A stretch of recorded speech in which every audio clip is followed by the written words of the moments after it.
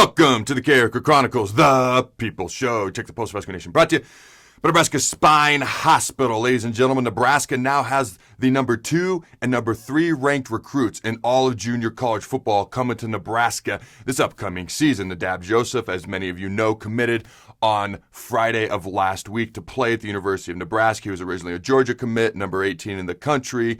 In 2018 when he came out of high school, freakish athletic ability. So Nebraska has the number 2 overall ranked JUCO commit in the entire country, number 1 wide receiver in Omar Manning, the number 3 overall commit in Nadab Joseph, number 1 cornerback. Now here are my 3 takeaways from this, because I have some thoughts.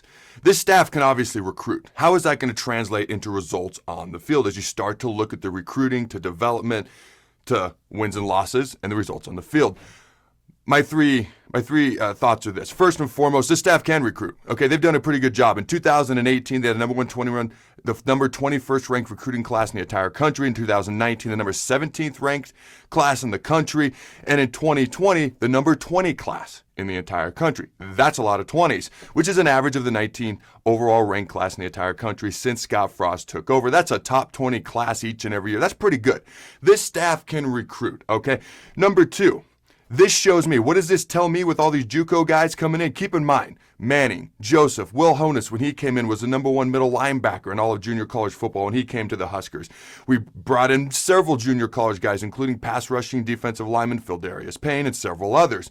We need immediate help, okay? I don't think I'm going to shock anybody by saying that. It tells me we need immediate help, and we've got guys who can help us immediately.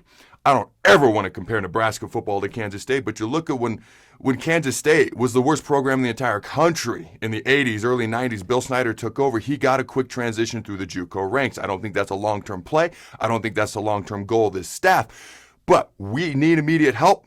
I know I broke some news for you fine folks at home with that. And we've got guys who can help us immediately. I want to see how that plays out. And leads me to my last and final thought. What will the actual results be on the field? All right, it's no secret that 14 scholarship players have left the Husker football program since the end of the 2019 football season, and over 30 scholarship players have left since Scott Frost took over 3 years ago. Now, keep in mind, the transfer portal makes it much easier for football players to leave. Some have left citing family or personal issues, and some were dismissed for disciplinary issues. Is this good? Is this bad? Are we weeding out guys who shouldn't be here? Is it a sign of not great things? That's not really the point of this show. I am curious to hear what you fine folks at home have to say. What do you think? Now, that's not necessarily the point of this show. My point is this. The staff has shown they can recruit. Oh, nobody wants to come play at Nebraska. Bull. The staff can recruit. We have players who can help us immediately. What will the final result be on the field? That's ultimately what matters. All right, with all the players leaving, if we win, nobody's going to care.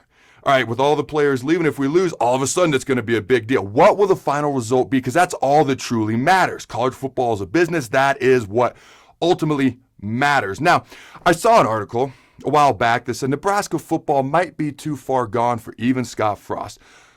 What a load of hot garbage. I read that and about threw up in my mouth. In fact, I think I actually did a little bit. Look at Baylor. Look at Penn State. Now, when I was at Nebraska playing, Baylor was so bad, they were talking about booting them out of the Big 12 because we were in the Big 12 back when I played because I'm a dinosaur. They were talking about booting Baylor out of the Big 12 because they were so bad. I don't know if anybody else remembers that. I do. They were horrifically horrible. Since then, under 2 different coaches, so guys have gone into Baylor and done it twice. They've been top 10 teams multiple times. They've been champions of the Big 12. They played in Big 12 championship games. Have you ever been to Waco, Texas? I have. How do I put this nicely? It ain't beautiful. I don't know why anyone would want to go there. Yet, look at the success they've had. A bit up and down, but they've had it. Since Nebraska's had it. More recently, look at Penn State. No football program has been through more than Penn State. There's no way we were ever as low as Penn State was just a few years ago. They've won a Big Ten championship game. They've been in multiple New Year's Six games just like Baylor has. I don't want to hear that we're too far gone, even for Scott Frost. That's ridiculously ridiculous. All right. All due respect to Baylor. And I never disrespected Penn State in any way, shape, or form. Actually, the way they've been able to come back is pretty freaking impressive. I just don't want to hear we're too far gone. We've recruited well. We have guys who can help us now. We obviously have high school players who can develop for the long term and potentially help us now. The ultimate question for me, because it ain't too far gone, is what will the results be on the field? Because that's ultimately what's going to matter. And I do want to hear from you fine folks at home. What are your thoughts on all of this? Until next time, Husker Nation, go big red, and always remember to throw the bird. Thanks again to our sponsor, Nebraska Spine Hospital. Ladies and gentlemen, when it's your spine, you do not want to mess around, and experience matters. That's why you can trust the experts at Nebraska Spine Hospital, the region's only spine-specific hospital. They are the best at what they do.